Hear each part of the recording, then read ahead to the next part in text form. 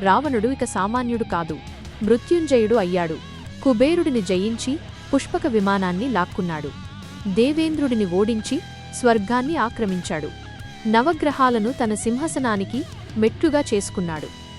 అతని లంకా నగరం బంగారు మేడలతో, రత్నాలతో వెలిగిపోయేది.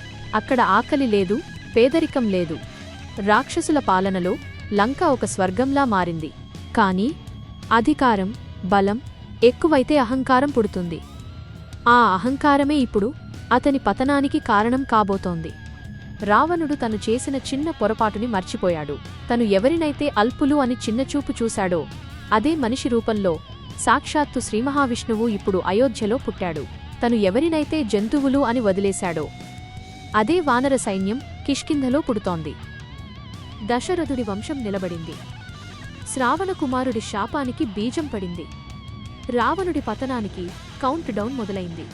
ఈ అవతారం వెనుక కనిపించకుండా నిలిచిన మహత్తర త్యాగం శాంతదే. ఆమె ఋష్యశృంగుణ్ణి తీసుకురాకపోతే పుత్రకామేష్టి జరగదు.